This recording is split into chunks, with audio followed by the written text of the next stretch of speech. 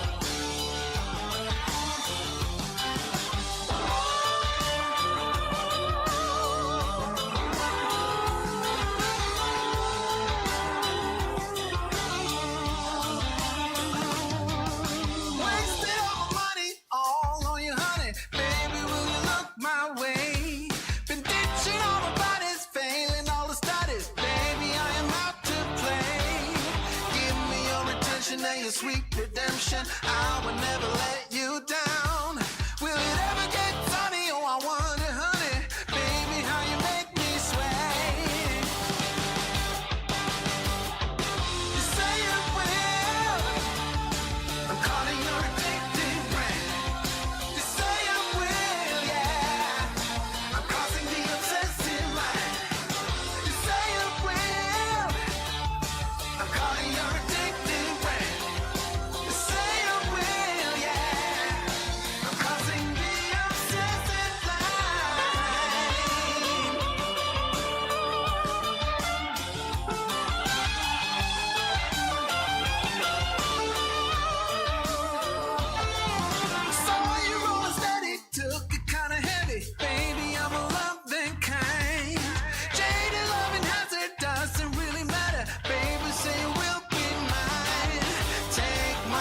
And my safe protection, I will always be around. Will it ever get sunny? Oh, I wonder, honey, I'm tired of being in the line. You say you will, I'm caught in your addictive brain.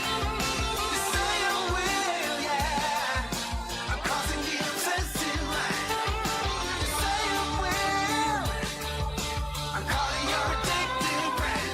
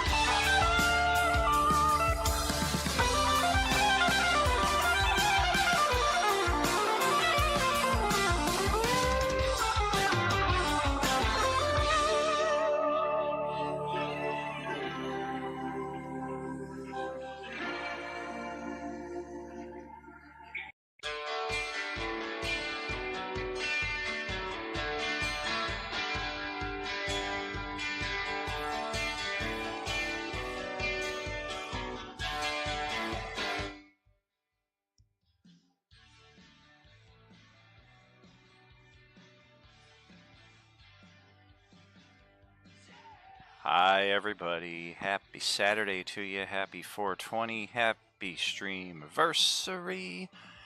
3 years ago today, yours truly gathered with, I think it was 5, maybe 6 other players, and kicked off this entire experiment, and oh boy, what a road it has been. We talked a lot about that on Thursday night. It was not Friday night, it was Thursday night.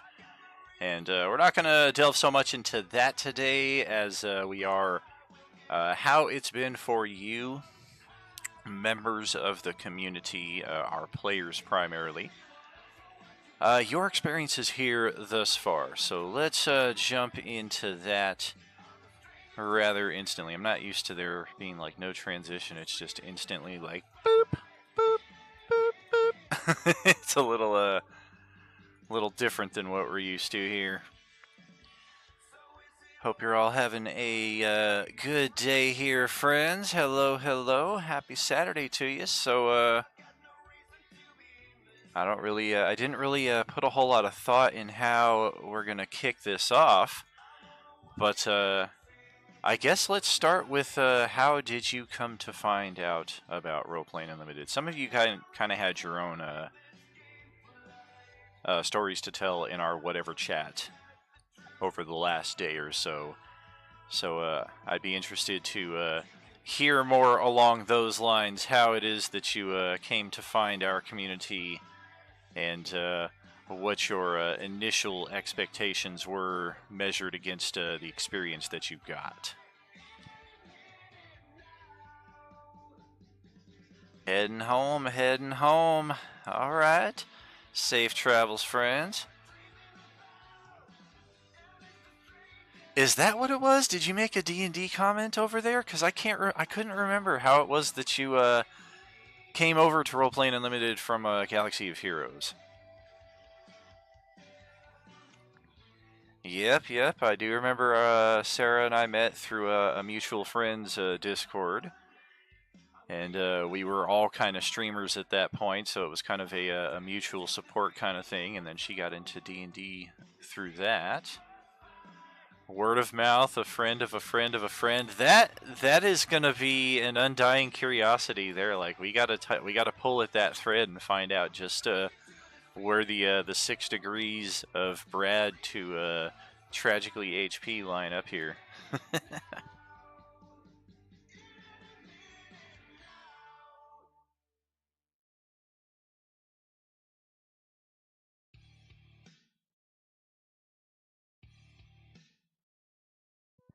And yep, I still have Sarge in my my messenger there. That's one way that I kind of can recollect like where some people came from. If I have you on Facebook Messenger, I can kind of like back scroll to the top of the conversation and figure out just where you came into the community, whether I reached out to you, you reached out to me, vice versa.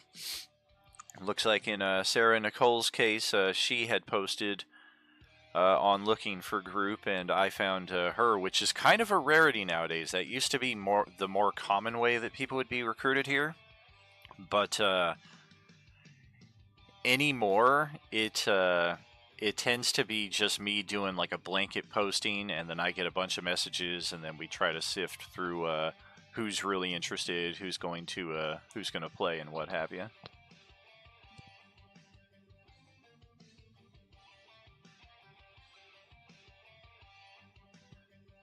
No idea what to expect. Super nervous with how big the community was, man.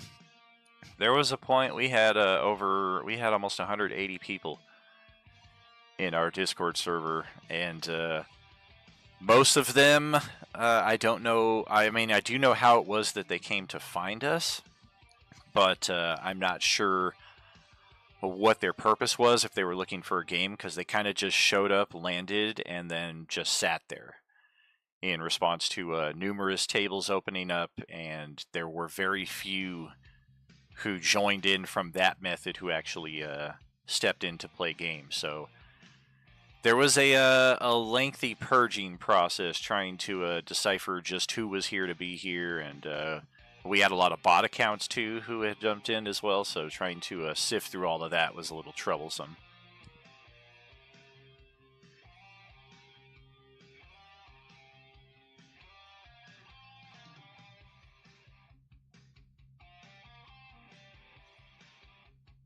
That's what's up right there, Tony. He found us the, I want to say the traditional way, or the usual way as we do it now. Through the D&D Facebook group. It could have been Tiamat, it could have been looking for group, it could have been Dungeons and Dragons 5th edition. Ironically, it's more of a rarity as well to find new players from our Facebook Roleplaying Unlimited group, and we have like 675 members in there, I think. And I think maybe twice ever people have come from there and joined the Discord.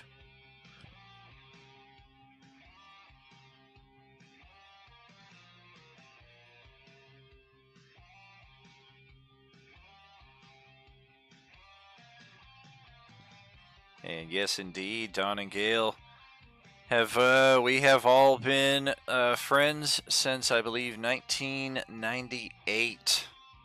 And we played our first adventures together then with a real tabletop, real pencil and paper and character sheets and real dice, the way Gygax intended it. And yep, I do still get videos there from Sarge on occasion. A lot of you will send me messages through a variety of mediums here, so that's always a pleasure to get those. Sometimes it takes me a while to catch up with them, especially if it's my personal account. On Facebook Messenger, I'm almost, I think I mentioned it the other night, almost always primarily on the Roleplaying Unlimited Facebook Messenger, so I don't always get the notifications, and once in a while I'll jump back over to my personal to see what some of my friends are up to. I'm like, oh, I got messages.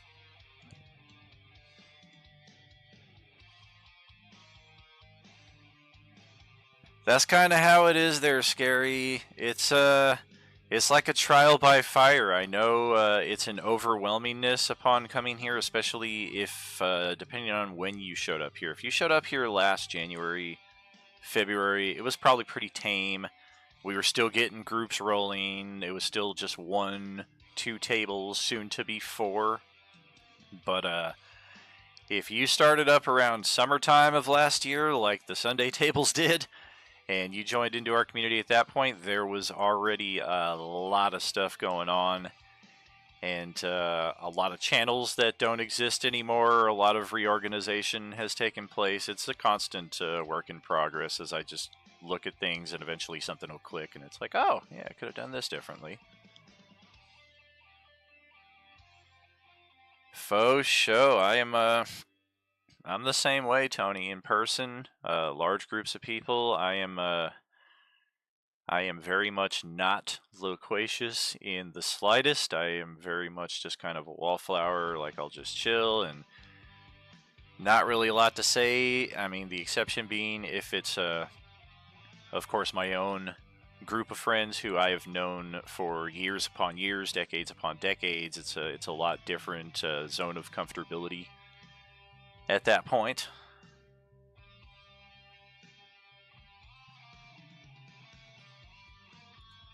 That has been probably one of my favorite aspects to touch on that, Terry, is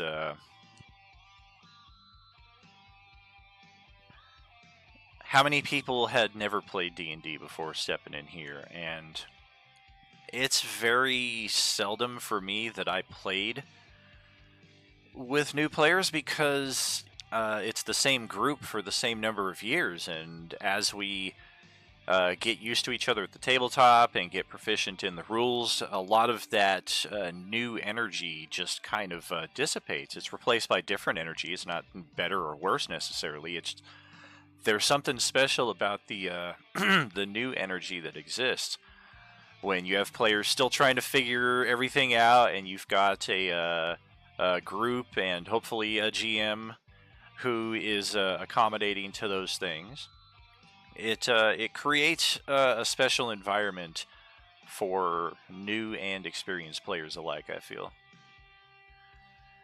Heck yeah, shout out to Tuesday Crew and J-Man's Table. Zombie Vedger right here. Vedger and Meridian have a similar conundrum, if you guys have noticed. Meridian is often referred to as Meridian, which of course makes total sense because it's the same fucking word, just one less I. So I think the mind just glances at it and is like, it's Meridian. Vedger, however, no matter how many times I say his name, he is Vegger, V'ger, V'jor. It's like, he's just Vedger because he veggies. He's just a veg. He's a vegetable. Speaking of which, oh, my bowl's empty. That's disappointing. Yeah, we did have people looking for a different kind of role playing. Many of them. Two of whom, kind of. I don't think discreet is quite the word, but they were getting away with it on like stage left for a good number of months here, and they have both left the community as of this week. I think just due to not finding a table that suited their time anymore, and perhaps the experience was a little too PG for their taste. But best of luck to you in your future gaming endeavors. There are a lot of groups out there, and of course this one doesn't fit for everybody, but it does fit for our friends here, and we are blessed to have you.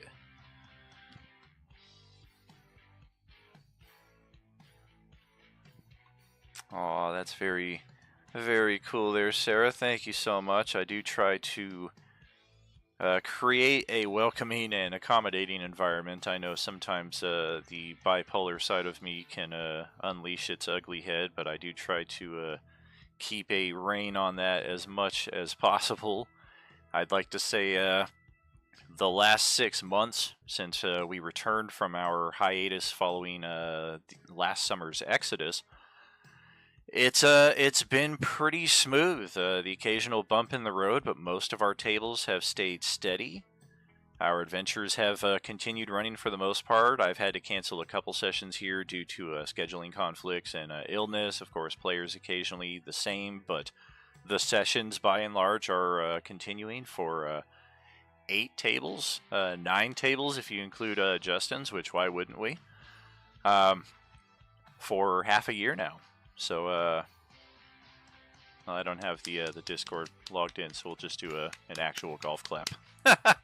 Kudos to everyone here for the stability. That if you are experienced in tabletop role-playing games, or as you become more experienced in them, you will discover that is perhaps the most difficult hurdle of all is stability. And for our G24 group, you know it better than anyone. Before that, G2 and G4, you both knew it better than anyone. And Thursday crew is starting to experience a little of it. The table is still mostly full of the same players. We just had the unfortunate scheduling snafu this past week, which hopefully we put some Neosporin and some Band-Aids on, and we can all move on from that and get going back to gaming here in the coming weeks.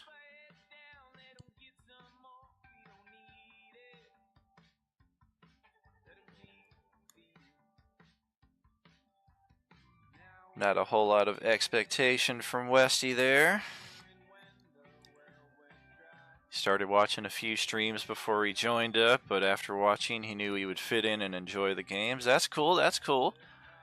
A few players have gone that route. I know Fringe stands out in particular in that regard. He joined the community. He kind of felt at face value that things kind of vibed and checked out with him, but he still wanted that extra reassurance, so he sat in for a game silently the entire time.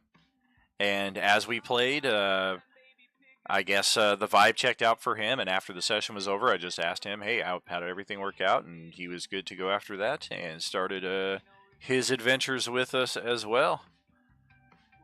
Thank you kindly. Teacher was a possible career choice coming right out of high school. Some of you have heard me tell that story of wanting to become a music teacher, only to discover, at least here in Vegas, that if it's a 4-year program, the first 2 years have little to no music classes whatsoever. It just felt like a continuation of high school, just more math, more science, more English. I mean, some of which I had a minor passion for. English and literature in particular are things I could get down with.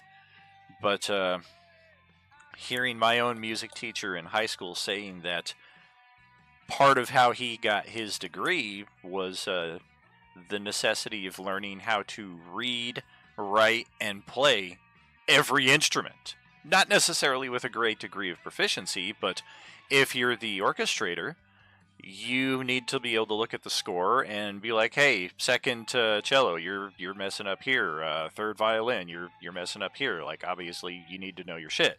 So I was kind of a bit astounded to find virtually nothing in that regard. So that was a bit discouraging. Oh, thank you, friends. Thank you. 103 miles from home. Are you guys are you flying or are you driving? I know. I mean, it's been. I'll be honest. I'm a little. I'm a lot nervous. In just under 2 months from now, I will be getting on the plane for the first time in 21 years. So yeah, I know it's a lot different than it used to be, and I'm a little bigger than I used to be back then too.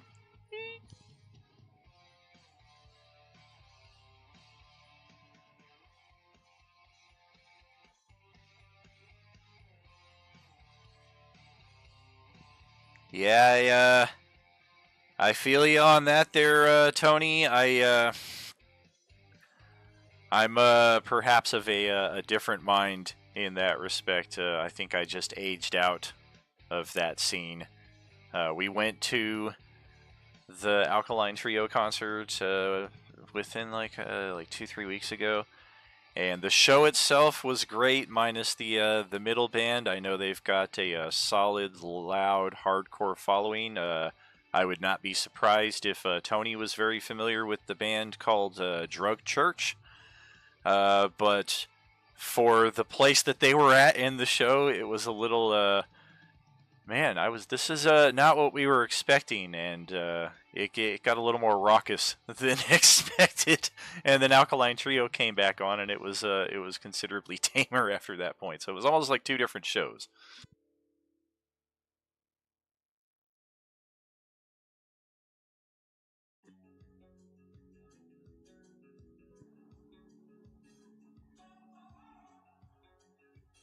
Yeah, as we can tell, I'm definitely scrolling through very slowly here and trying to address most of the topics that we're seeing here. So some of your responses to what I'm saying now are slightly, I don't want to say out of place, but I will, in this case, question Sarah as far as what were you not too keen seeing on the daily here.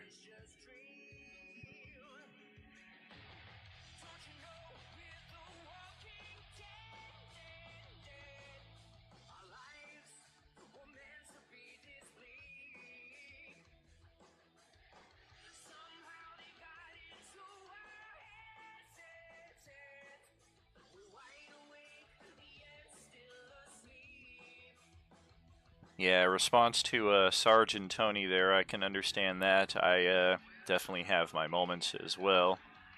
And for my part, I try to channel most of that to myself. As in most of our cases, we are our worst critics. Diego, welcome to the stream, my friend. Heck yeah, solid as a rock every friggin' Sunday. It is so cool. That is I've used the word blessed numerous times over the past quarter century, coming up on 30 years for some of our players.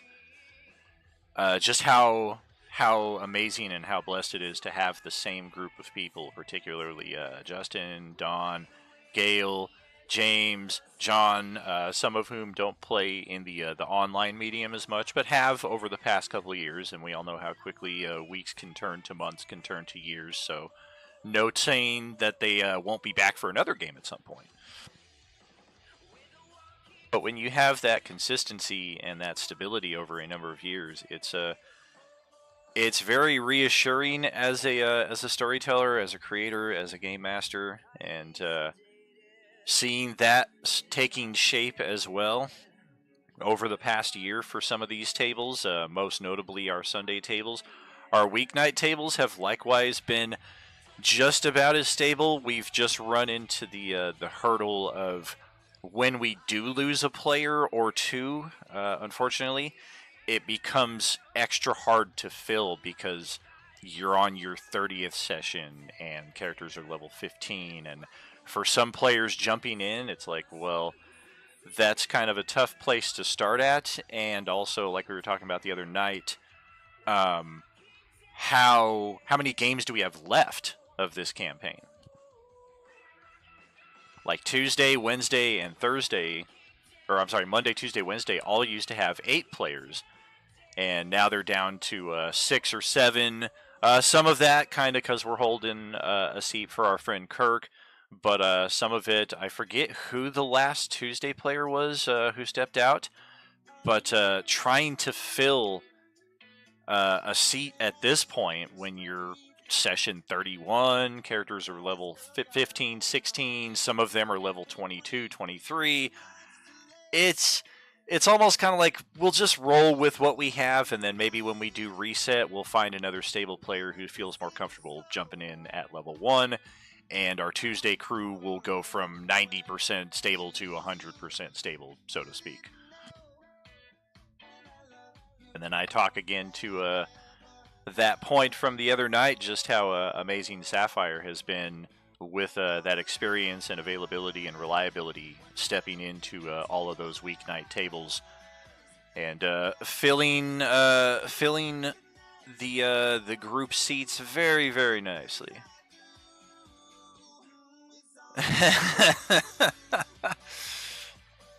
I feel you, Sarah. It's a tricky balancing act. Like, I think when we say that, like most people, like the people we don't know who we encounter, who I don't want to get into too much of a fucking societal piece on this, but I don't know. You know how it is when you go out and just the frustrations that we all deal with engaging with humanity because our temperaments are just so different these days.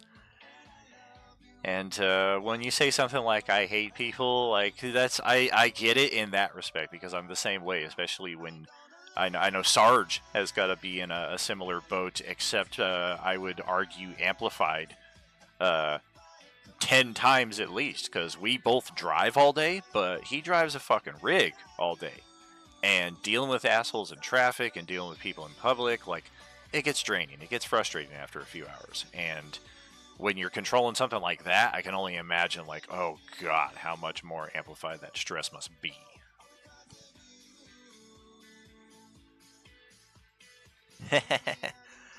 That is the objective there, Diego. Like, we are very friendly to the people that we like here, such as yourself. You are a joy and a blessing to have every week at the table, even if you do constantly bombard me with 80 points of force damage every round from those damn Eldritch Blasts. Happy Streamiversary. How's it going out there, Mike? Mike.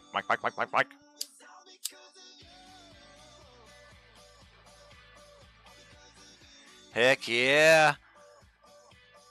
We created 9 rings of power for the lucky 9 who checked in every single day, and well, not really, but it's just cool that it happened to be 9, because that's it's a frequent number in fantasy mythology, not just with Lord of the Rings, but if you're a fan of Dragonlance as well, their party was also 9 people throughout the first chronology, and they touched on that. Through numerous poems. That's one thing they do a lot in the Dragonlance books, if you haven't read them, is famous bards throughout the land will compose poems of the hero's exploits, and you'll find those between chapters and whatnot.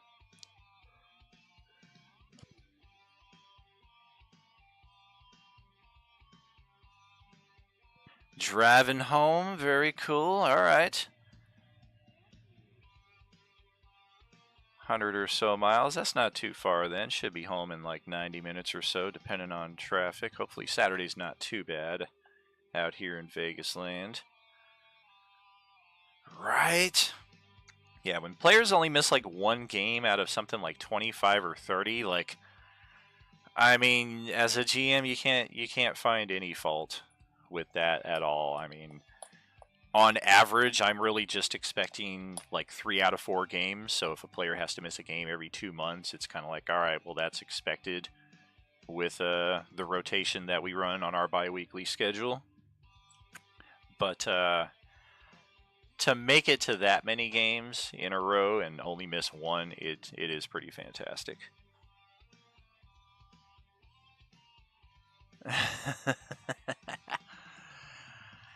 Oh, for sure. I mean, it's like the movie Clerks. The people who hate people the most are the ones who fucking work in retail and like have to deal with them face to face and put on that fake phony smile and shit. Just because they serve you doesn't mean they like you.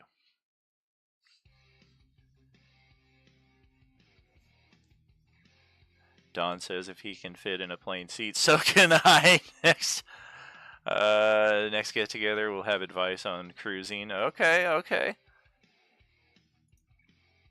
Faux show. Yeah, at least we're not flying JetBlue, because that was the flight that I took last time out. And we went all the way. I went all the way to New York on that one, and that was just like as tight of a fucking squeeze as I could possibly imagine at 6'3", 200 plus pounds. You're just like,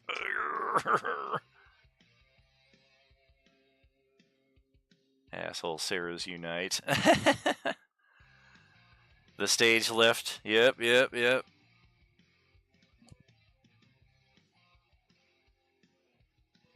Yes, indeed.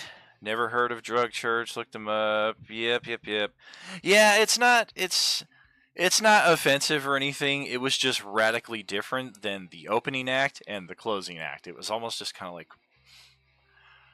I don't know. It was like seeing 2 heavy metal bands and then like a fucking jazz trio in the middle of it. Like it was that much of a radical shift in the tunes.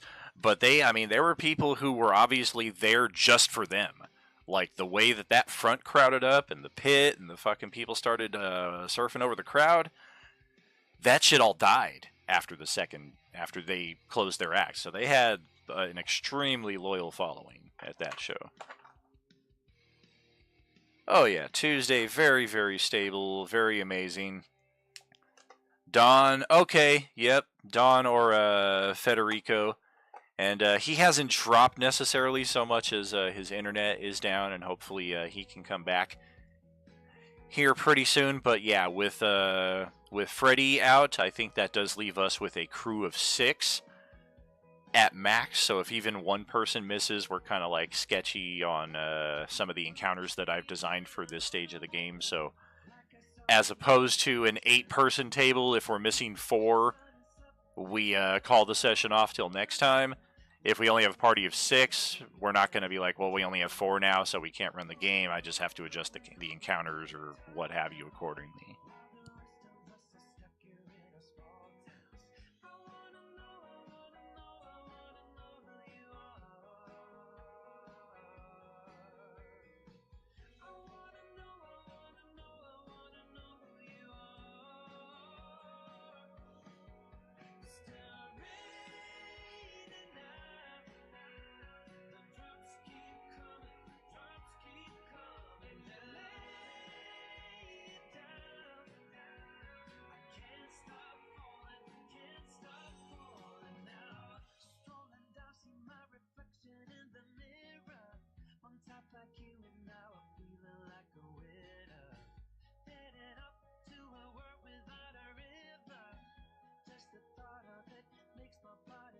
Little pause there while I reloaded, gave my throat a good 50-second break or something. All the people going into their interactions with people must have been from my societal essay there from a few minutes ago. Always hated people, got worse since COVID. Man. Yeah, I know that's the case for a whole lot of people. When COVID first hit, I briefly, and this is a lifelong thing with me, I am quite aware of the fact that I am naive in many, many respects. When COVID first broke out, I was pretty eager to see the respective response that people would have, and regardless of your politics, your scientific beliefs, or what have you in that respect, not here to appraise or shit on any of those. But it seemed the first thing in a very long time for me that was not a political strife or a war or something in that respect. It was very much, this is the common enemy to all of us. So finally there won't be a massive battle line drawn between yes it's this and no it's this, and of course how very quickly I was proven wrong in just how politically focused it became, how scientifically it was of course brought into the spotlight, justifiably so, but just how radically opinionated people became about it one way or the other. And it was very disappointing in that respect. It was almost like a week of like, wow, people are supporting people again, and not just because you're this group of people, so this is the group that we're focusing on right now, and we're trying to support and elevate them and give them the attention right now, which that's its own thing. But we're all in this together, and we're all trying to help each other. And then all of a sudden the supermarket raids and the supply shortages, and oh my gosh, how I was wrong. You don't have access to Thursday's game. That is correct. The tables only allow me to share the compendium with 15 players, so if a player drops out, I do have to remove them. I can move the sheet over to the G24 when I am reminded of such, or remember to do such, etc. Well, you did get cool stuff for being one of the 9. Yeah, exactly. The invincibility boon. The, hey, Nihilus.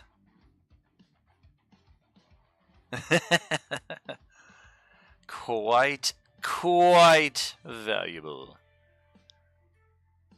Alright, what about Sarge? He probably jumped in while I was basically just talking about how much more stressful and anxious your job as a driver must be compared to my job as a driver, strictly because of the distance and the size of the vehicle that you drive.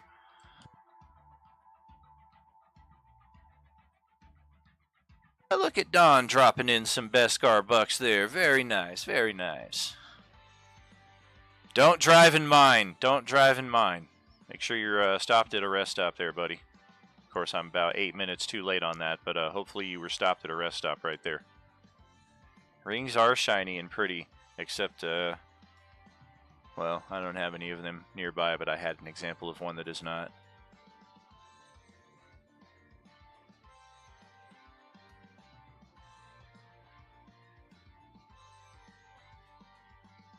Four rubber rings, okay. Goodness gracious. It was a facetious comment making an homage to Lord of the Rings, and y'all are like, give me my ring!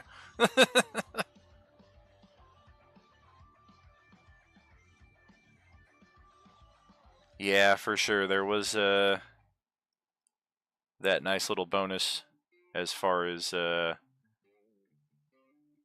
COVID staying home if you were not a people person.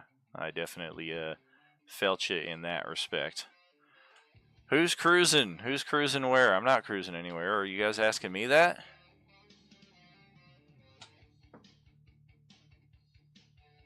Brad about lost his mind not seeing people. Yeah, see, like if you're a social creature, like that shit will fucking destabilize you in a second. Ah, Gale's driving now. Okay, okay. Is the boon per character? The boon is per character. If there's any confusion there, and that I kept writing your character's inventories, and then some of them I didn't write your character's inventories, I got tired of writing characters' inventories. I'm tired of saying it now. That is a blanket term for everybody. So if you're playing more than one character, of course those bonuses apply to each character. Oh man, you got it 3 times. Yikes. Oh man, that is a damn shame. I have not gotten it. I feel like I caught something like maybe like a side strain or something of it, like in November of 19 when you were first hearing about it overseas and it was like first starting to get into California and shit. I was paying attention to it pretty heavily. But here you go. You're welcome. But I had like one of the worst sicknesses ever at some point, like right before Thanksgiving in 2019, and it put me on my ass for like a full day, and then it just mysteriously evacuated the premises. So, hearing some people's tales with how strangely sudden it can come and go, like that kind of lines up. But since the pandemic was officially declared, never gotten anything. I am extremely careful in that respect as far as social distancing and cleanliness because I have a constitution score of 6, so I do not fuck around in that respect.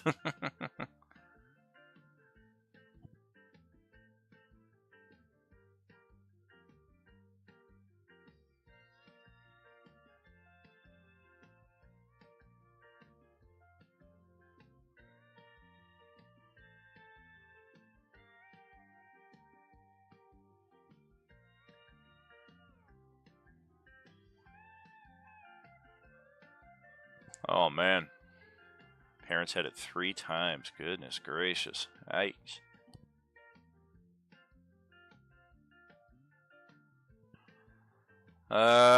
Well, shit. Now I'm worried about trying to respond to Mike again here because he might be on commercial again. I'll just I'll hit you up in Discord about that. Thank you. Alrighty.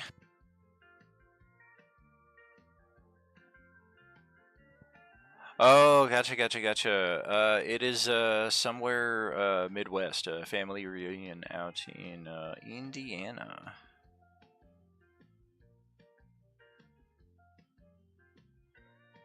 He's running after the mailman to say hi. Heard. Definitely worth getting the clarification there.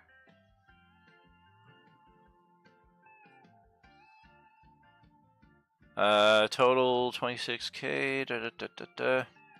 That is the total amount. So if you were just adding 1,000 every single day that you checked in, your total should match 26,000.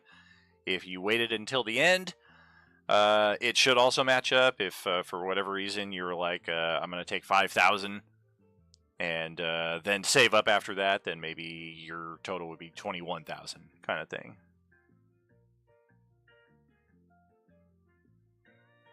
Yeah, definitely on a delay here as far as the chat is concerned. What I'm reading right now is what you guys texted like 4 or 5 minutes ago, so I'm just catching up with some of that stuff. Laredo, Texas. Very cool. I think I have a band that wrote a song about that place.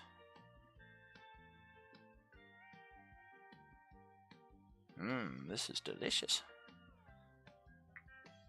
Oh yeah, faux show. More things to respond to than your usual stream. Yeah, 26,000 gold, and then there were some extra bonuses, and then there's what was it, an extra 21 or 2,200 gold that everybody gets on top of their 26,000, 25,000, 24,000, whatever it happened to be. The epic boon of invincibility, the 3 potions of supreme healing. I threw something else in there as well, but I've already lost track of it. But it's in our announcements channel, so you'll see it there very, very quickly. Signal dead zone. Womp womp womp womp.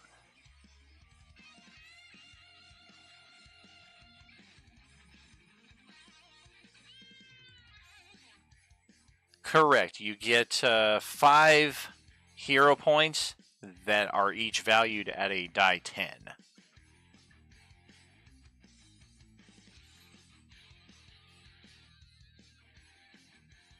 Looks like I am fully caught up on the chat now, so that should cover us for our first little bit there.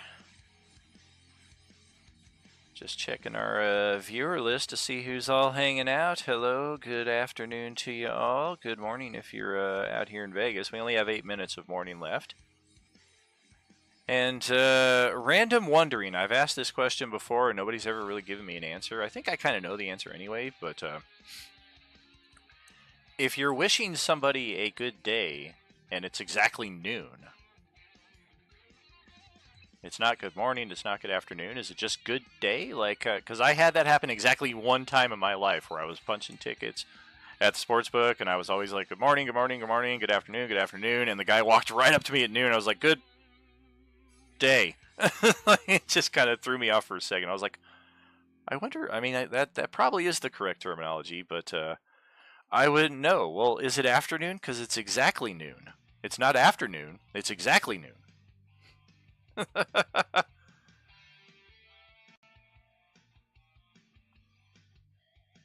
Oh, so we're measuring now to seconds. At noon it is. Okay. Gotcha. I stand corrected.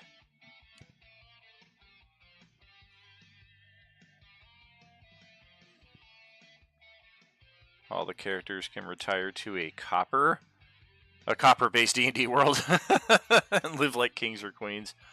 Yeah, we do got some rich people out here, but Meridian is a pretty expensive merchant.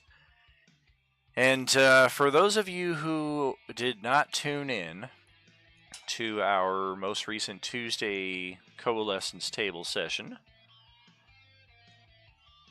the Rallythorn Alliance and the alliance additionally with the Demon Dragon of Malkors. When we get to May, we are going to have a the community will still be active. We're not going to have any games going on in May, but the text play channels, I will be considerably more active in those, especially the ones that I've already set up. There will be at least 1 or 2 new ones. And our pact with the Demon Dragon is going to create a space that, so long as everything, I mean, I'm going to make it line up anyway, but I'm hopeful that everything lines up perfectly for all the tables that they conclude their existing adventures by the end of this month. So May, all of our characters are on downtime. They're all on the Judicial or the Indomitable. And you can all freely access Meridian, do whatever shopping you want to do. It's going to be a considerable number of days out of or in-game. So if your characters are in possession of tomes and manuals that you need to read, and you need that 48 hours over the 6-day span of time, you'll have that time. If you want to craft magic items and your characters have the resources and the capacity to do that, certainly possible. Our Demon Dragon is effectively going to create a time-free space for the month of May. So, in that respect, our characters will have a lot of opportunity to accomplish a lot of things depending on how active you are in the Discord channel. I'm hoping that with no games going on, and the only streams that'll be going on are video game streams or Roleplaying Unlimited replays, hopefully our participation in the text play channels will be that much more increased. Yes, indeed. Plans for downtime. What's happening here? No games during May, that is correct. Yep, I am, after 6 months straight of 8 tables every 2 weeks, I'm going to take a month off to assemble our final act, put the finishing touches on Nihilus's final upgrades after he finishes his encounters with the existing groups that he is currently effing around with. Birthday cupcakes will still be in effect, definitely. I will be much more aware of it, well, I think I have your birthday on my my phone calendar anyway. But for everybody else, plug your birthday in to say it's your birthday channel that we have in Discord Discord server, so that it'll pop up automatically, and you can get that free cupcake. I know since the cupcake contains a short rest as its benefit, Dawn is very, very eager to get one of those broccoli cupcakes.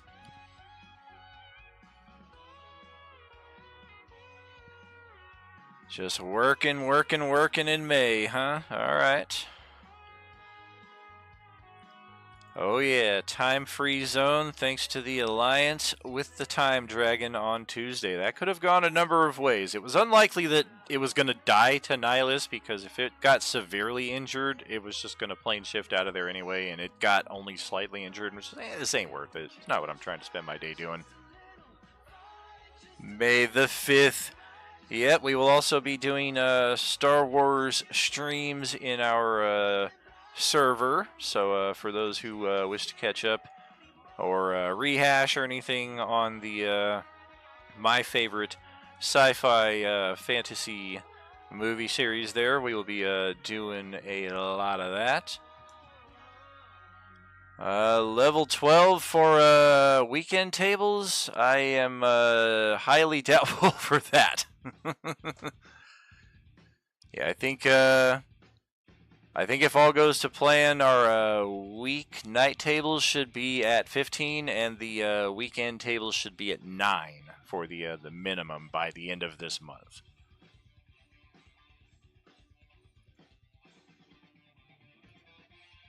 Birthday's May 5th. Oh, we got 2 of them, huh? Gotcha. Now I want Mexican food. I forget the code for it, but in that birthday channel, do like /birthday, and it should give you like the macro to plug in for it.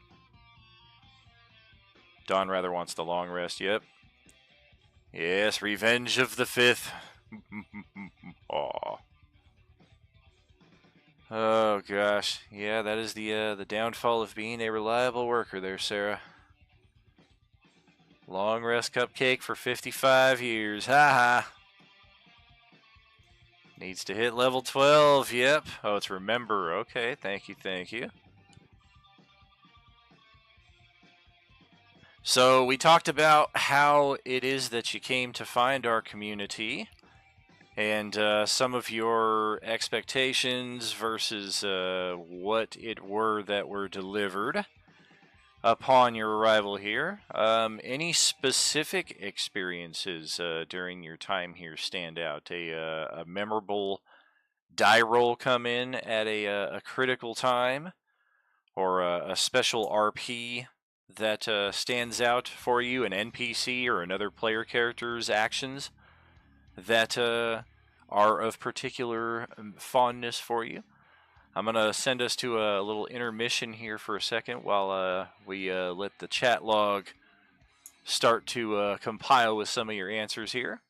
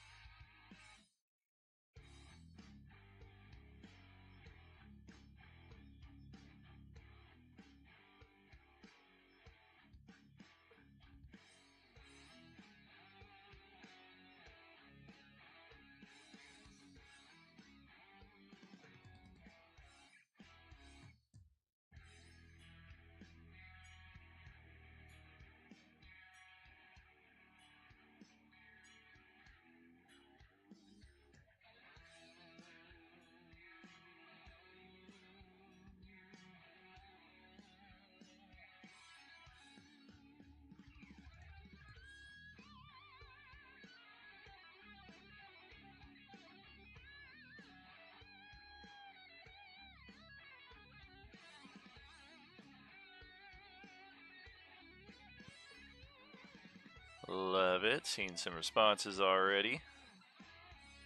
Oh, wrong scene. There we go. Sorry, I'm not as pretty as some of those pictures, but just gonna have to deal with it. The Engelbert intervention. Reeves RP in general, just the drawl that Steven puts on the character in particular makes most RPs with that character that much more entertaining, I have to say. And yeah, Scary is just forever doomed to go towards the bottom of the initiative. Westy's kind of in that same boat with her. Almost throughout the entirety of 30 sessions. I think maybe 3 times ever he's gotten to go at the top or near the top. Otherwise, it's always like the bottom half or all the way at the bottom.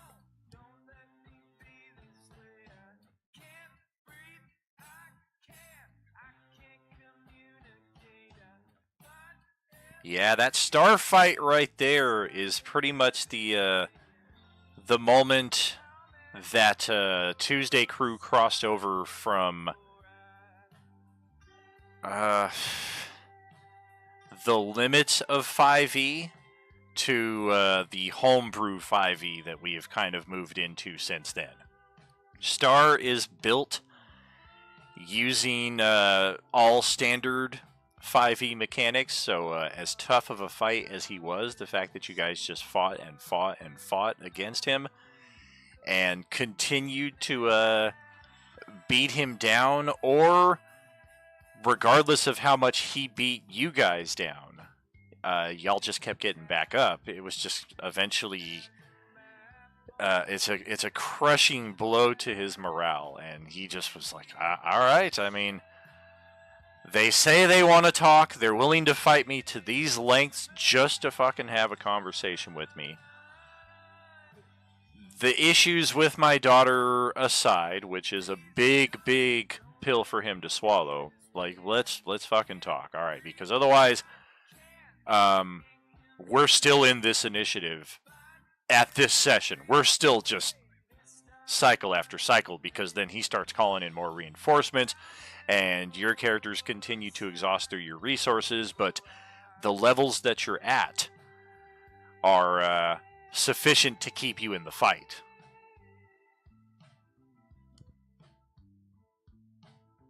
Oh yeah, and then Dawn finally getting that that sweet, sweet justice with the persuasion roll when Star was amenable to conversation, as opposed to trying to talk him down in the middle of the battle when he was all roided up and juiced up and just ready to go kill some cultists, and you guys come stepping up on him.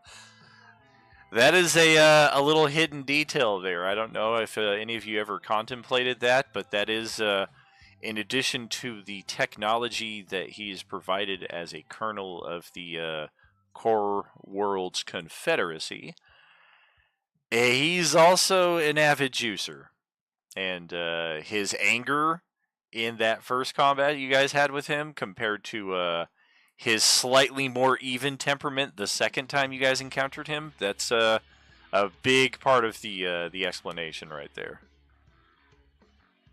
For real, Mike's first game getting immediately hit with the fear effect from the Eidolon, and the entirety of the first game was fleeing and fleeing and fleeing, and being able to get like some attacks at disadvantage from a range, I do believe, but otherwise just, I gotta get out of here, I gotta get out of here, I gotta get out of here.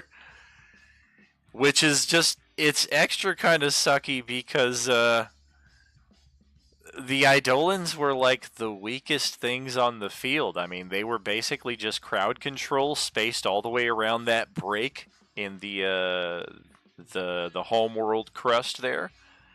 And as soon as the monsters approached and made their saves and could get past them, they're useless because you're immune to the fear effect for 24 hours. They have no offensive attacks. The fact that they only kind of provide this aura that somewhat prevents you from getting close meant that most people weren't even attacking them, because once you made the save, you're just like, they're just sitting there. All right, let's move on.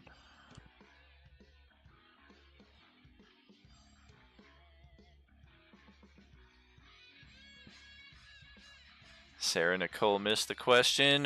Particular memorable moment during your time here as a player in Roleplaying Unlimited. Diego's biggest memory of this year, the craziness of the flesh carpet. My goodness, me too. I definitely thought it was a very unique cause to ponder for a bit, and further tie it into the many faces of IG Aureli, our mysterious, who knows what the heck she is. She's a bad guy, she's an ally, she's a impartial observer, she's a seer, she's a comfort. But in this case, this was the druidic / ranger version of her, which typically, unlike most druids, she was trying to tinker with necromancy in some respect with that flesh carpet. And you guys stumble upon her experiment before she can really go into explaining what the nature of it is. Here comes Mistress IG, whose primary purpose, as we have discovered throughout some of our other tables, is the eradication of all of these other versions of her. Because she is convinced that these other versions are the only thing preventing her from achieving her ultimate goal, which is, we have yet to find out.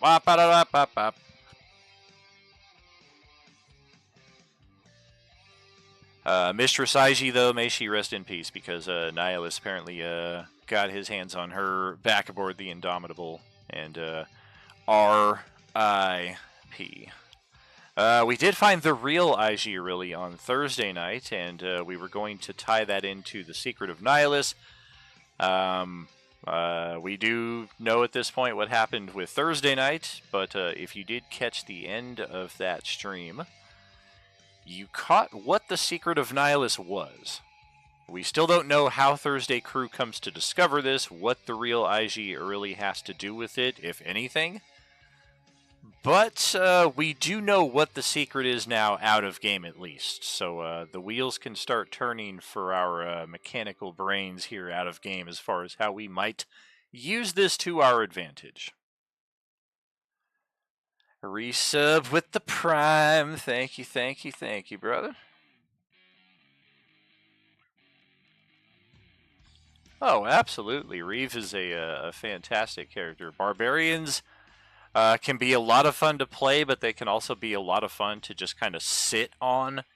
I.e., I just play them mechanically. I'm just in it to hack and slash. I'm not really trying to do a whole lot of roleplay. So when people add that extra layer of roleplay to their barbarians, it definitely creates a special character, I think.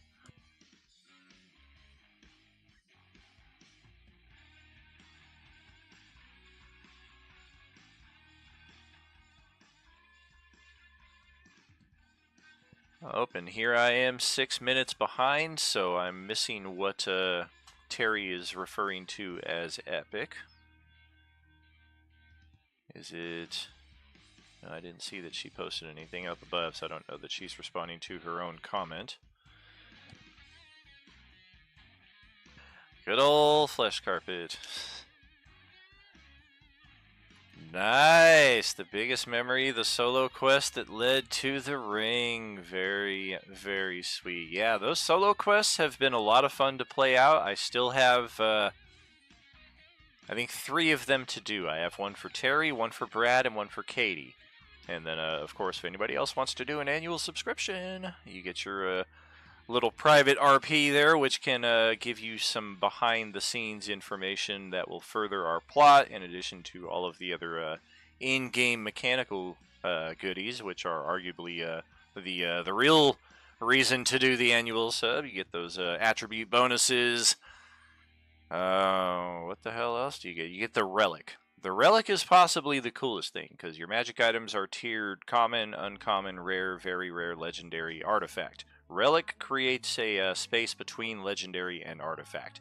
In many cases, especially at the level that many of our annual subs are subscribing at, the items that they're getting are in the 4th tier of these relics, which are just, they're game breaking. Absolutely.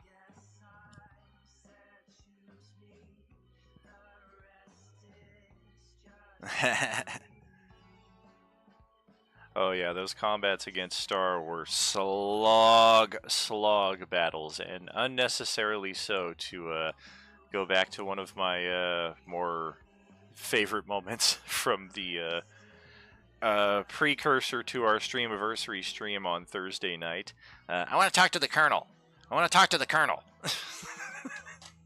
All right, dude. If you hit start and right trigger over 3, you can bring up the quest journal and reread the mission parameters where it says, "Do not interact with Colonel Starr. He is an irrational asshole."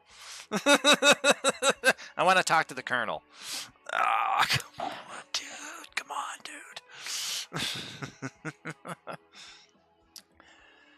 Biggest memory is getting the that Sword of Wounding and Sword of Sharpness combo, and getting to lop off the limb. That was freaking epic. And not just getting the combo, but on the foe that you did, an Archfiend from the 9 Hells. You lopped Bell's leg off, and I was laughing my ass off because we played that session. The Wednesday night we played it. And then the following Saturday was our monthly in-person get-together where we played board games. And John, who doesn't play our Coalescence games, but he meets up with us in person, we always give him a rough recap of what's going on. And that was the highlight moment that came up because not only did you cut off his leg, he immediately falls prone, he's rolling away, and you've got a 25th level character screaming bloody murder and just crying like a pathetic baby.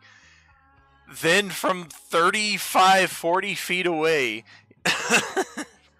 you've got Justin's character berating him. Just, "See, you shouldn't have started something with us," and the guy's just, there's no way he hears what Justin is saying. "Oh my god, my leg, it was just the funniest shit. I mean, he rolls over and he's facing away from Justin, and Justin's just like, "All right, now here's my opportunity." It was the best. Oh. Okay. Yes, plus 35 on the persuasion check there against Star, and now we have an ally of Star, and not only an ally of Star, but he was convinced enough in what you all were telling him that he brought back a rather convincing tale to the leaders of the ministry, which unfortunately he is not as persuasive in delivering as was Twinkleberry in delivering to him.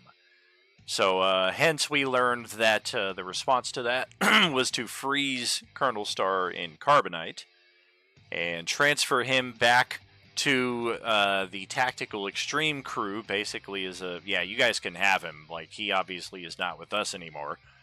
And thanks to all of that, Starr is officially back with the Core Worlds Confederacy, but there is still some issue to resolve regarding his activities while he was technically a member of the Confederacy and working as a leader of the ministry. So they're not glossing over that right now, but there are extreme circumstances in play, and he is a valued commander who will definitely be on the front lines during the Nihilist conflict. He is not going to get to direct from a position of safety.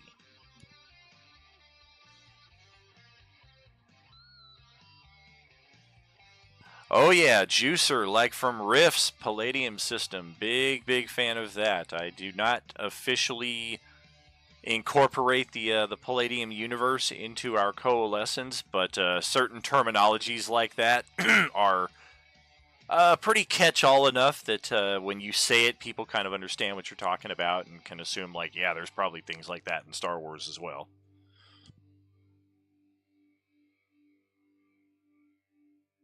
So, stupid commercial right in the Eidolon talk. Womp womp. The spiral staircase at J-Man's table. Oh my gosh.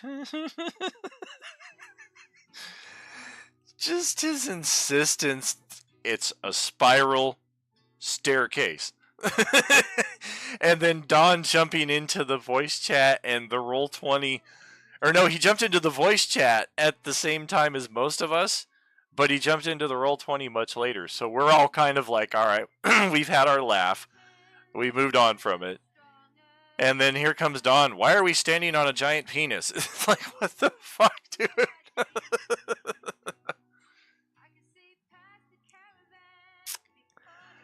Oh, definitely that Kinder, man. I'll tell you. If you're watching, we've only done one replay of the Wednesday table so far. We've done one Monday, one Wednesday, and like 4 from Tuesday. So it's gonna be a slog, but we'll get there. And already in the first session, Gale is setting the standard with the natural 20 on the sneak attack, and so it's gonna be interesting to track. I do believe it happens every session. If not, it's at least 90% of the time. So stay tuned for many epic crits on our Wednesday night replays and our Wednesday nights to come. The fight with the Elf Princess. Yes, early Monday crew adventures right there. The haughty Elf Princess who was determined to bow all of you into submission, and she rolls the natural one and falls off the bridge and then breaks her neck.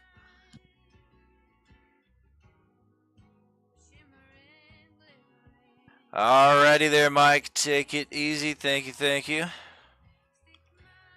Oh, what's happening over here? Appreciate that Dan puts up with my rulings. I hate to be picky about this, y'all, but if you don't mind calling me Daniel, I really appreciate it. Right. DMs who just flat out say no. I come from that. I used to do that because it's kind of an older school DM mentality of you want to have that curtain up as intact as possible. And why? I don't know that there was ever really a good reason given, or there was ever a good reason for it at all. Over time, especially as I came to a game with my brothers and sisters here in town, it just kind of became second nature to pull that curtain back more often than not and explain some of the logic and the rationale behind some of my decisions. And I feel it makes it so that when I do drop the occasional plot device that is basically just, you're all frozen, this is what's happening, we're setting an entirely new scene that is not intended for you to react upon every 6 seconds, and then once I unpause it, here is the new reality you find yourselves in. You don't want to do that too much, of course, as a GM, and of course you do want to maintain some mechanical logic in your plot devices, but at the same time, it is a staple of many GM's toolkits, and it is one that I take advantage of somewhat frequently. I can't remember the last time I did it, though, or if it's ever been done really in our coalescence tables. Everything has been reasonably straightforward mechanically. The occasional rule of cool or bending common sense kind of what have you here. But yeah, just flat out saying no. Like sometimes it's no but, or it's yes and. Like it's not always just a flat yes or a flat no. Like sometimes you want to have that bit of wiggle room, and I can't remember who wrote the article. I read it probably a decade or so ago, and it might have even been from a book on game mastering. I've got a few of them here. I lie. I've got a few of them over there in the next room where I have other books. But wherever it is that I read it, that was a very valuable piece of advice, in that just to be open with your players, include them as part of the process, and not necessarily always direct the process. So in these kinds of situations, if they're kind of like, well, wait a minute, why did this happen? How did this happen? And you can kind of be a little flexible in explaining the chain of events in how you see it led up to this.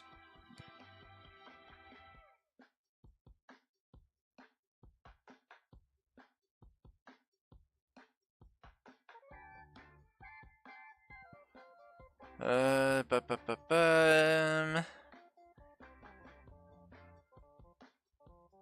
Oh yeah, of course I do owe you items from the other the other annual. Yes, of course. I'm speaking mainly to the other role plays at this point. I do have you on the list for other items as far as that, and I've got another list that people are adding on to. And slowly removing from it, but we'll get there. We'll get there. I have a military background. He'll listen to me. Yep. Yeah, even though the entire party is just like, man, this is a bad idea, bro. I would not go through with this if I were you. I'm going to do it anyway. I want to talk to the colonel. Spiral staircase opener. Yes.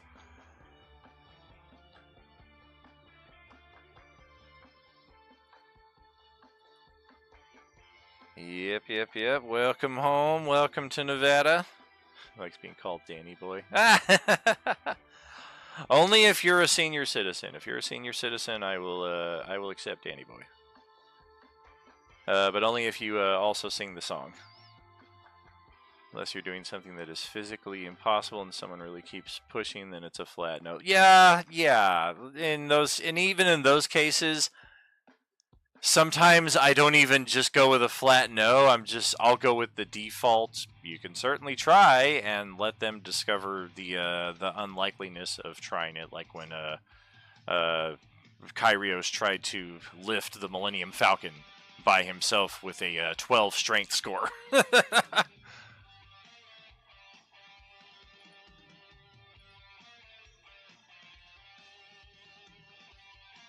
Yes, indeed. It's not a win or lose where the rules are the most important. It's where the most co-op fun can be, definitely. You do want to have a standard that everybody's in line with, because otherwise it just becomes like little kids playing tag or making up your own rules, and I shot you, no you didn't, yes I did. So you definitely want to have a standard of mechanics, or if you do have house rules, have those be their own standard so that players can kind of know what to expect. But at the same time, that is the privilege of the GM, is the surprise. Not that characters can't ever surprise a group of monsters. We've had it happen on many occasions. But the narrative surprise generally lies on the GM's side of the table. The ability to unveil a new mechanic that is typically reserved for that side of the table, or a monster that the players haven't seen before that contains with it its own mechanics. Players typically have access to the compendium of player options. The GM likewise has their own, and that can be one of the more fun elements of 5e, especially with the expansions as they are now, is when a player drops a new ability on me that I'm not expecting, and vice versa.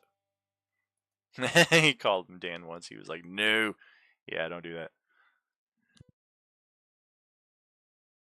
Well, see, that's the difference. Like, people who've known me since, like, my 20s, I used to go by Dan. It wasn't until, like, my mid to late 20s when I started working at places and they started calling me Daniel that it became just more, I don't know, it felt more fitting. So, those of you who've known me forever, it's a pass. Those of you who I am just meeting or have just been here, I prefer Daniel, if you don't mind. No more 2 for the items. You flat out get the items. What's the but? No more 2 for the item. Well, no, it's not that you just get the items. You get all of the other benefits that come with the annual. The only thing we don't do is another role play. You get the items that would have come as part of that role play, but we've already done the role plays for you to get those items, is what I mean. Yeah, sure, but no, sorry, here's why. Oh, for sure. I appreciate you there, buddy. Appreciate your candor and your appreciation, man. I'm gonna start saying Daniel was good. Damn Daniel. Y'all funny, y'all funny. So we got some of those memorable moments out of the way here. And I guess that brings me full circle here to while we start pondering the third question that I have at hand, which is what are some things that you are looking forward to at Roleplaying Unlimited? And not just in the general, we know that there's a big battle coming up with that involves all of our tables, but things that you would like to see. Also in that respect, or just general elements and themes that you would like to see for our games that may not be present at the current time. And while we do that, we're gonna start rolling some prizes over here and seeing what we's getting. Everybody stay tuned over in the Daily Prizes channel.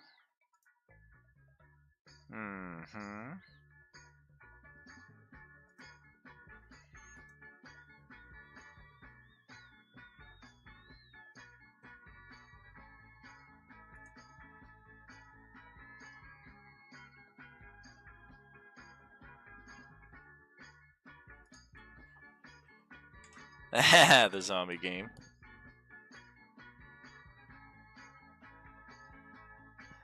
Very cool, very cool. Yeah, definitely like having NPCs for use in future purposes for that respect. Alright, so we're going to use last week's table setup. What is this? 1, 2, 3.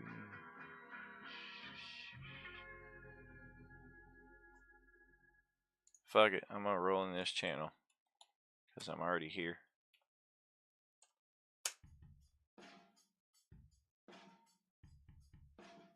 Oh, the Avery bot is saying, sorry, I don't have permission. Alright then.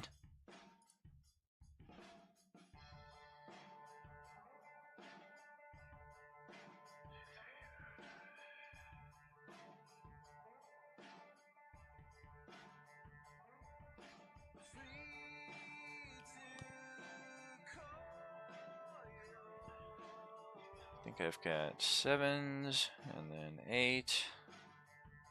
2, 3, 4, 5, 6, 7, 8.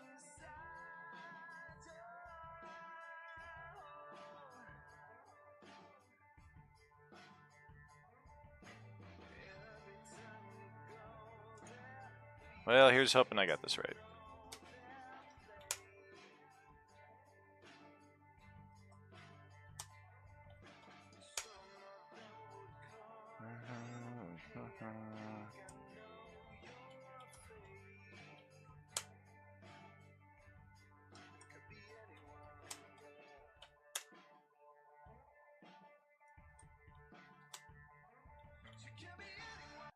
Alright, that's that.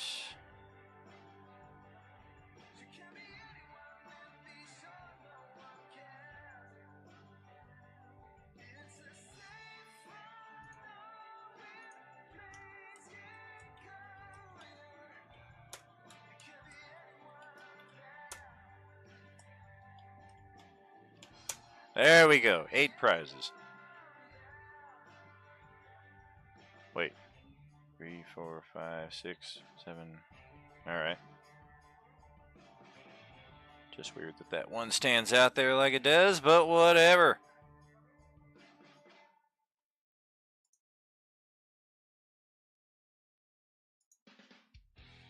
So Monday Cruise Lucky is Dominic. I think that's his third prize in all of this that he's won. He won a general raffle, he won a level up, and he won our special 420 prize wheel. And then Tuesday crew, what did we get?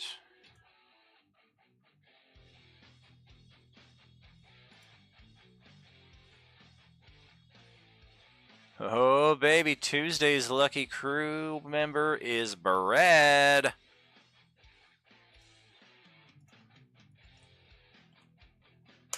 Airborne. So up next would be, I think, Friday crew is this one. Yes. 2, 3, 4, 5, 6, 7 is silver. Wait a minute, that's the wrong lineup. 1, 2, 3, 4, 5, 6. Oh damn, it's Cowboy. Cowboy. Scrolled up too far. I was like, wait a minute, Rare Racketeer is still listed in this, and he's been gone for a month. Alright, so that's Cowboy from Friday. I do believe this is Sunday Group 1. And we got 1, 2, 3, 4, a 5. And that is... this 1, 2, 3, 4, 5. Oh, it's Mr. Popo again. Mr. Popo. Thomas.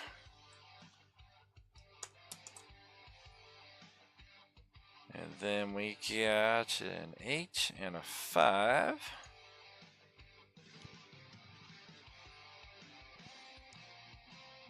Two, 3, 2, 3, 4, 5. So that is Katie and Fox. Katie and Foxy.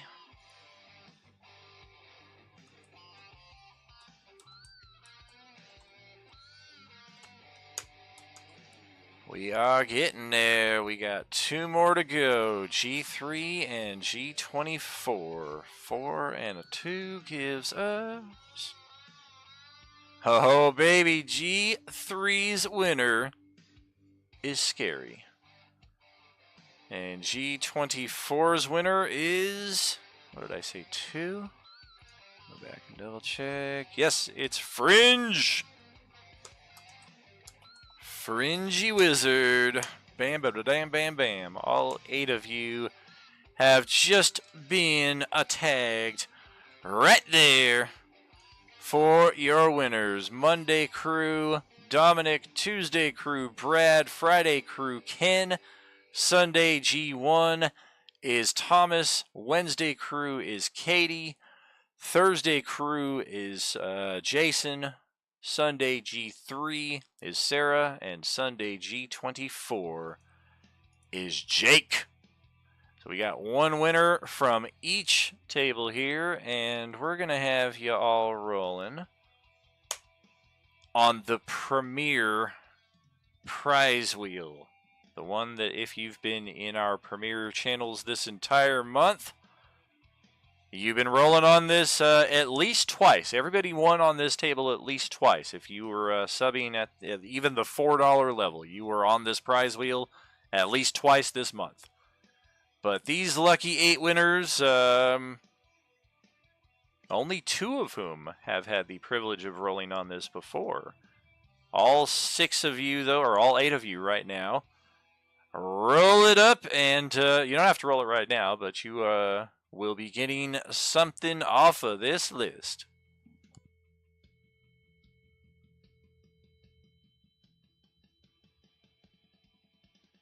And for those of you who may be watching who are not in our Discord server and you're like, what list is this dude talking about? It's a percentile check right there. And Sarah is incorrect. You got a dragon. Ha ha ha ha ha.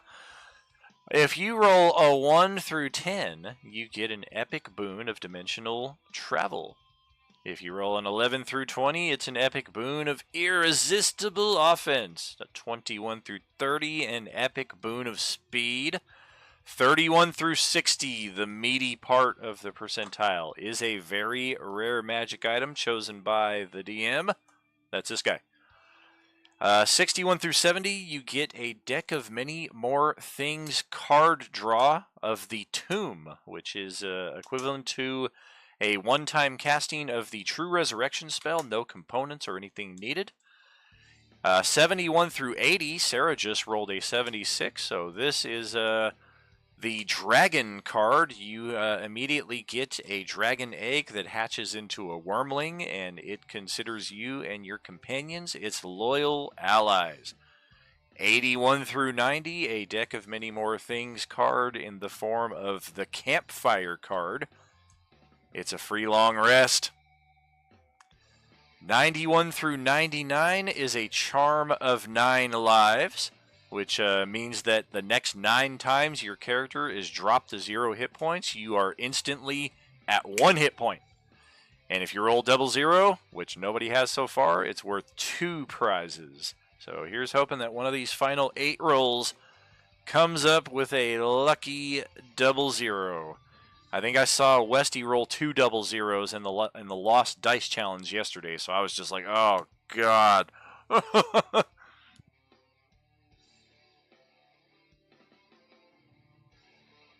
Very rare item. Oh, yeah, you don't have to take it into combat. It can be like people's familiars that they just keep in their pocket, so it's just more of a roleplay kind of thing. It doesn't necessarily have to be a token you move around or roll initiative for or even control a character sheet for necessarily. It is yours to do with as you will. You can leave it in your bunk on the Indomitable or on the Judicial if you so wish.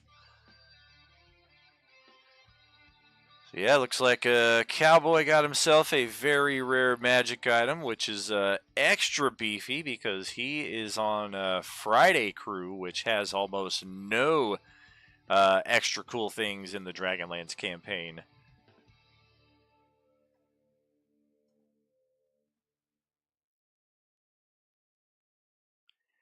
Looks like Brad got himself a very rare magic item there as well. Cool, cool, cool.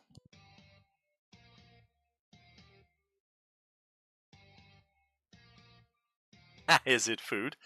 Did Terry tell you what it is, dude? I posted it in whatever chat yesterday. I think I gave the secret away for a curious barbarian.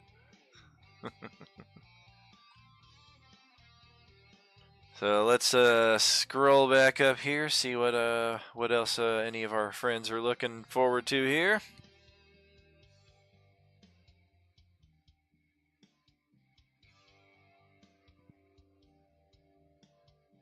Got that, and Terry wants to play the zombie game. Abso-freaking-lutely. Sarge is in general looking forward to more stability with the community, experimentation with different mechanics. Dawn would like to see some seafaring adventure, and Sarah is seconding the Agent Orange game, and Westy just gave me the option to 2 birds, 1 stone it. Zombie pirates. Yeah, Dragonlance game is a very fun one so far. We'll see where we get with it.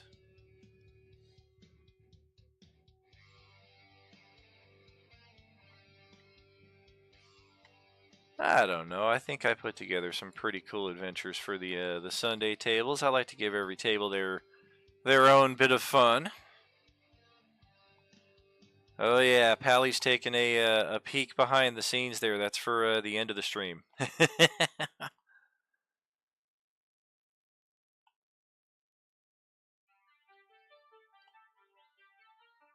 3 time zones. Heard.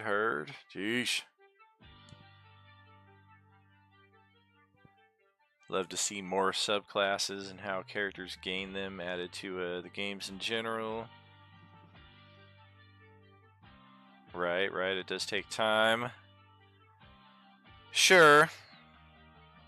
Yeah, a lot of times the increase in power, sometimes it's just kind of a given as part of the level up. It's not necessarily something that people will pour any roleplay into. It's not something that is right or wrong. I mean, if you want to pour RP into it, it's definitely something that players have the option to do. And likewise, if players just want to be more mechanical with it, that's totally cool too. Yeah, that 8-hour change, that would suck. A 2 a.m. start game. I don't know how Silver Marcus does it. In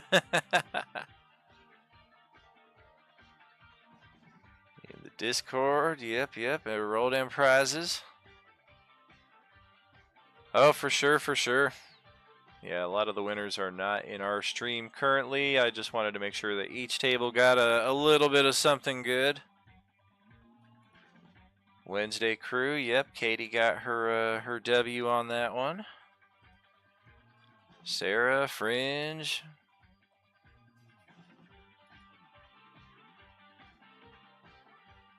Right, right. Yeah, that's a shame. I mean, I don't know what to say.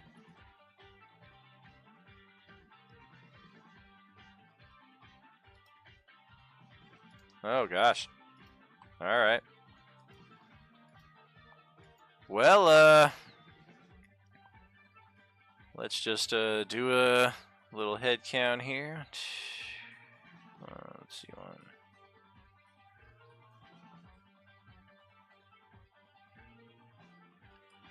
Well, there are 8 of you that I currently see in the stream. If I do not call your name and you're here, kindly shout out. If I don't call your name and you're here and you won a prize already in the last 10 minutes or so, do not call out because I'm skipping over you intentionally here because you did just win something. So, Diego, Tony, Westy, Adam, Gail, Mike, Steven, and Terry are the 8 who I see who are currently in stream who have not just won a prize. So I'm going to let that linger for about 90 seconds here. Give anybody a chance to correct me accordingly. Otherwise, I'll be rolling a D8 here in the prizes.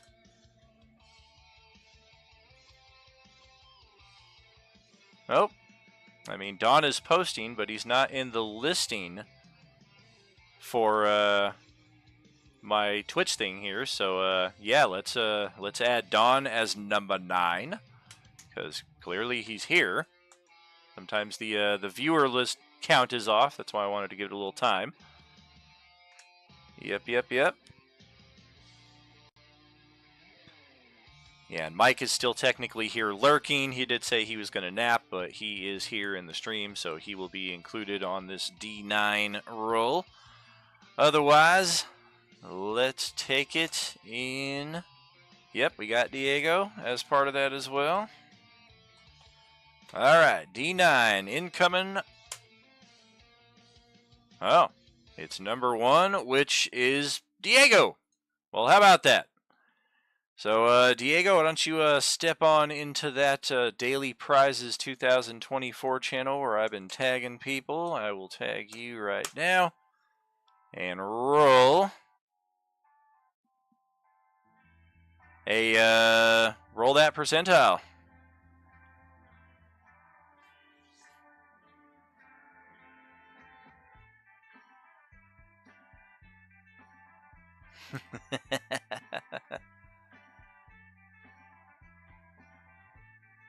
And while you're getting that ready,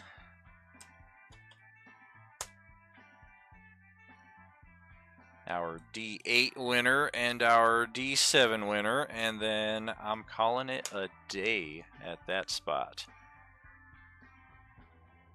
2 6s, all right.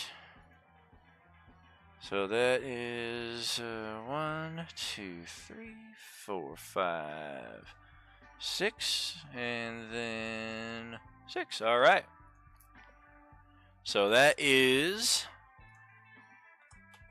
Mr. Taking a Nap, Mike, and Mr. On His Way to Laredo, Texas, Steven, who have both just been tagged in the Daily Prizes channel right there, in addition to Diego.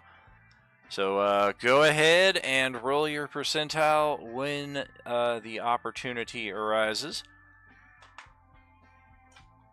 Happy 420 to you all. Happy Saturday. Hope you enjoyed this special out-of-character stream here that we put together.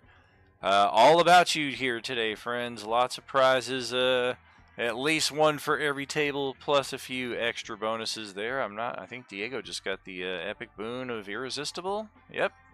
Irresistible offense. Very, very nice. And Sarge is jumping to the high end and getting himself a free long rest campfire card for one of his characters. Super, super cool. And yeah, Sarah, if you want to pass that on to another character, you're certainly within your rights to do so. If you really just don't want it, that's cool. But yeah, thank you for joining us here today for our special 3-year Streamiversary. Happy 420 to y'all.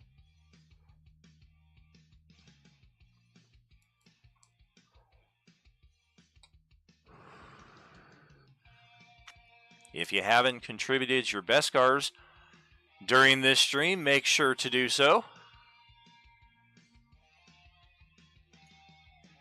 And otherwise, I'm probably not done today. I'm just I'm done with the on stream, so I'm going to probably stream a video game here at some point later on today in the usual fashion. Probably just chill out through text and what have you, but open up the Beskar mines for a little bit longer.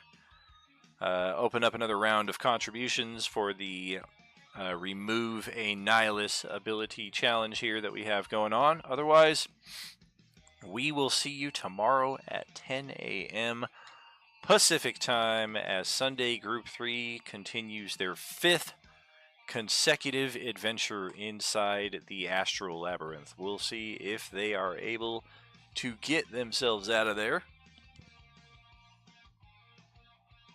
And then G24, we've already got our quorum confirmed for tomorrow night at 6 p.m. Pacific, and we will either finish or get very close to finishing the World Engine plot, and at that point be able to get our G24 crew officially folded into the Tactical Extreme or the Ministry side of things, depending on whichever affiliation they find more tolerable for their character's moral compass. So thanks so much again for joining us here today, friends. Thank you as always. A special reminder, without all of you, there is no RU. No RU without you. Good day, friends.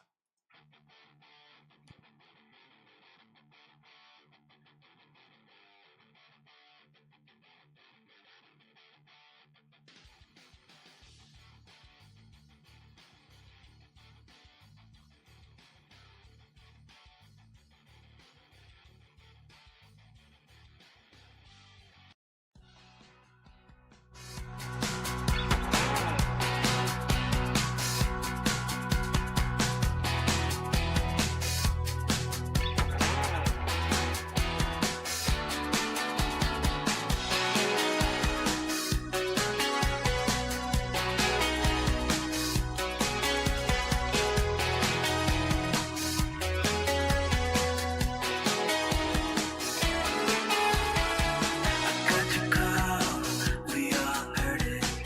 Something's on.